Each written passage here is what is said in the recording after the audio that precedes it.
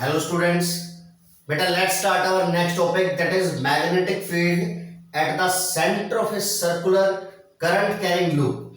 ठीक है जी, चलिए करते हैं शुरुआत। बेटा मान लिया हमारे पास ये एक सर्कुलर लूप है और इस सर्कुलर लूप के अंदर जो हमारा करंट है वो कितना है, आई करंट है। और इस सर्कुलर लूप का जो सेंटर है वो है पॉइंट ओ और इसकी रेडियस जो है वो कितनी है बेटा, आर। ठीक है जी, हमें इसके सेंटर यानी कि ओ पॉइंट पे इस पूरे सर्कुलर लूप की वजह से निकालना है कि मैग्नेटिक फील्ड कितना है। इसके लिए बेटा मैंने क्या किया कि एक स्मॉल करंट एलिमेंट ले लिया जिसकी लेंथ कितनी है, डीएल है। तो ये हो गया हमारा क्या, डीएल वेक्टर। अब हमें पता है बायोट सावर्ट लॉ के हिसाब से जिस करंट एलिमेंट की वजह से निकालना है और जिस पॉइंट पर निकालना है वहां तक हम एक वेक्टर खींच लेते हैं और ये हमारा वेक्टर क्या है, आर, क्योंकि मैग्नीट्यूड तो इसका आर है और इसलिए हमने इसको क्या लिख दिया है बेटे, आर वेक्टर। अगर आपको पता हो किसी की सर्कल से, अगर सर्कल है उसके सेंटर से और उसकी टेंजेंट के ऊपर अगर हम कोई लाइन मिलाते हैं तो ये एंगल कितना होता है हमेशा बेटा, 90 डिग्री। इस स्मॉल करंट एलिमेंट की वजह से इस ओ पॉइंट के ऊपर मैग्नेटिक फील्ड कितना होगा बेटे, magnetic field at the centre O due to small current element dl will be, इस dl करंट एलिमेंट की वजह से इस सर्कुलर लूप के सेंटर पर कितना मैग्नेटिक फील्ड होगा। देखो बेटा according to Biot Savart law कितना हो जाएगा वो, dp will be equal to mu not upon 4 pi i dl sine 90, क्योंकि यहां पर बेटा dl और r वेक्टर के बीच का एंगल कितना हो गया हमारा, ये dl वेक्टर है और ये हमारा आर वेक्टर है, दोनों के बीच एंगल कितना है, 90 डिग्री। तो ये हो गया dp will B mu naught upon 4 pi i dl sin 90 divide by distance कितना है बेटा ये, तो ये हम लिखेंगे नीचे क्या, r का स्क्वायर। तो इस स्मॉल करंट एलिमेंट की वजह से इस सेंटर पे इतना है मैग्नेटिक फील्ड। आप डायरेक्शन देख लेते हैं, ये तो हमने मैग्नीट्यूड लिखा है। पहले dl वेक्टर की तरफ अपना हाथ ले गए, तो हाथ ले गए ऊपर की तरफ। अब अपने हाथ को इस तरह से एडजस्ट करना है ताकि आर वेक्टर की तरफ हमारी उंगलियां घूम जाए। तो आर वेक्टर तो राइट में है, तो उंगलियां आर वेक्टर की तरफ घूमी तो थंब कहां बता रहा है, इनटू द बोर्ड, यानी कि इसके सेंटर पर जो मैग्नेटिक फील्ड है उसकी डायरेक्शन कहां है बेटा, इनटू द बोर्ड। ये तो इस स्मॉल करंट एलिमेंट की वजह से है। भले ही आप ऐसे कितने भी स्मॉल करंट एलिमेंट ले लें कहीं भी और उसकी वजह से सेंटर पे मैग्नेटिक फील्ड की डायरेक्शन निकालेंगे तो हर एक करंट एलिमेंट की वजह से मैग्नेटिक फील्ड की जो डायरेक्शन आएगी वो क्या आएगी बेटा, बिल्कुल सेम आएगी, यानी इनटू द बोर्ड आएगी। यानी कि चाहे एलिमेंट ये हो, यहां यहां यहां सर्कुलर लूप पे कोई भी एलिमेंट हो, हर किसी एलिमेंट की वजह से मैग्नेटिक फील्ड की डायरेक्शन जो आएगी वो आएगी इनटू द बोर्ड। इसका मतलब कि सारे वेक्टर की डायरेक्शन इनटू द बोर्ड है तो हम उनको क्या करेंगे, ऐड करेंगे। वही निकालेंगे बेटा total magnetic field. Total magnetic field कितनी हो जाएगी, total magnetic field at centre of the loop, at centre of loop, circular loop कितनी हो जाएगी बेटा, इसको इंटीग्रेट कर देंगे, यहां से इंटीग्रेट करेंगे तो ये b हो जाएगा। इसका इंटीग्रेशन करेंगे mu naught upon 4 pi i dl, बेटा साइन 90 होता है कितना हमारा, 1 डिवाइड बाय क्या, r का स्क्वायर। देखो यहां से b कितना हो जाएगा बेटा, देखो म्यू नॉट अपॉन 4 पाई कांस्टेंट है, i कांस्टेंट है, r इस सर्कुलर लूप की रेडियस जो है वो भी हमारे कांस्टेंट है। ये बाहर आ जाएंगे इंटीग्रेशन से तो ये आएगा म्यू नॉट अपॉन 4 पाई, ठीक है जी, mu not upon 4 pi i divide by r square, बाहर हो गया इंटीग्रेशन किसका बेटा, dl का। इस स्मॉल करंट एलिमेंट की लेंथ कितनी है, dl। ऐसे बहुत सारे current element dl dl dl dl पूरे सर्कुलर लूप पे अगर हम उनकी लेंथ को जोड़ेंगे तो टोटल लेंथ आएगी बेटा कितनी, 2 पाई r। तो यहां से b जो आएगा वो कितना आएगा, mu not upon 4 pi i divide by r square multiply by 2 pi r।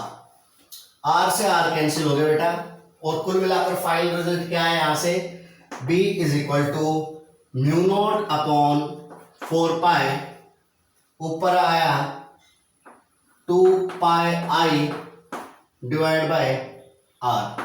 आप 2 पाई से कैंसिल भी कर सकते हो, तो बी आया हमारा कितना, mu not I divide bye 2r।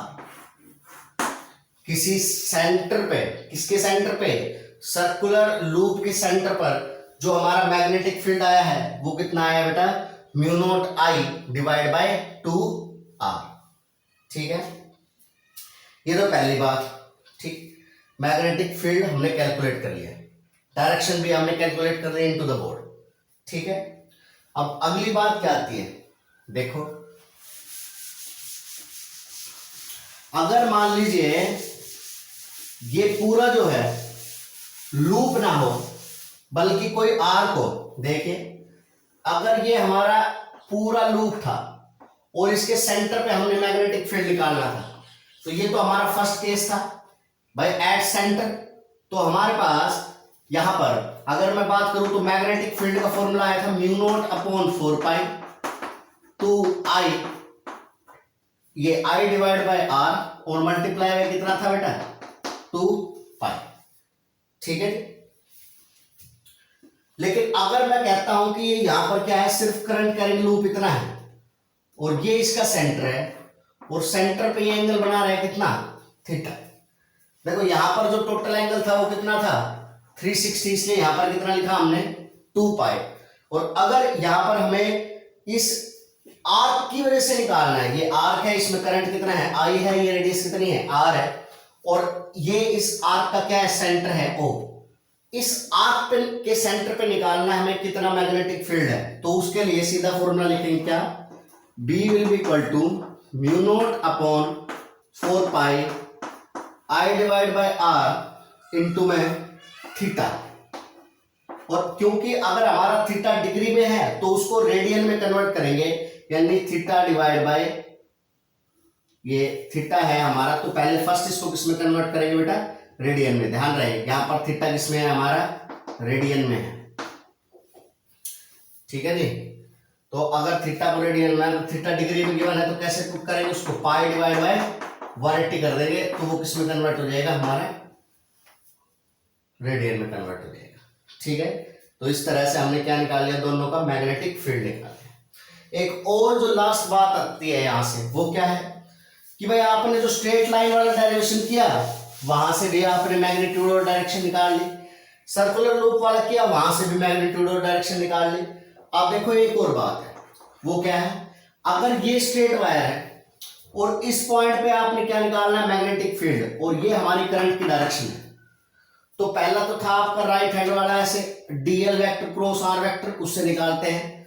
दूसरा यहां से एक सिंपल सी है, वो है right hand rule, right hand thumb rule. क्या, आपको करंट पता है तो करंट की डायरेक्शन में अपना थंब कर लो, आपको करंट पता है तो करंट की डायरेक्शन में अपना थंब कर लो। तो जिस पॉइंट पर आपने मैग्नेटिक फील्ड निकालना है, तो जो उंगलियां हमें, कर्ल फिंगर जो डायरेक्शन बताएगी वो बताएगी इसकी मैग्नेटिक फील्ड की। देखो करंट की डायरेक्शन में थंब ऊपर की तरफ है, मैग्नेटिक फील्ड की डायरेक्शन बता रही है इनटू द बोर्ड, तो यहां पर जो मैग्नेटिक फील्ड की डायरेक्शन है वो कहां होगी, इनटू द बोर्ड होगी। तो इस तरह से जो पिछला डेरिवेशन किया था उसमें आप डायरेक्ट डायरेक्शन भी बता सकते हैं। जो हमने आज डेरिवेशन किया है, ये हमारा एक सर्कुलर लूप है, इसमें ये करंट फ्लो हो रहा है। अगर आप चाहो तो इसके सेंटर पर DL vector cross R vector वाला क्रॉस प्रोडक्ट वाला फॉर्मूला लगाकर भी आप कैलकुलेट कर सकते हो। डायरेक्शन एक सीधी है, वो क्या है, यहां पर करंट जो है वो हमारा सर्कुलर लूप में घूम रहा है, तो जो अगर हम उंगलियों को कर्ल करेंगे करंट की डायरेक्शन में, करंट की डायरेक्शन में उंगलियों को घुमाना है, करंट की डायरेक्शन में उंगलियों को घुमाना है, तो जो थंब है वो हमें डायरेक्शन बताएगा किसके बेटा, मैग्नेटिक फील्ड की, यानी कि मैग्नेटिक फील्ड की डायरेक्शन कहां है हमारी, इनटू द बोर्ड।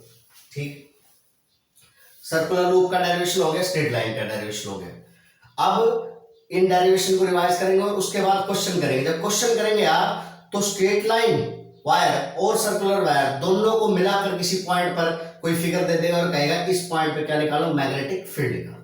ठीक है जी, अगर कोई दिक्कत आती है तो आप मुझसे पूछेंगे। Okay, thank you.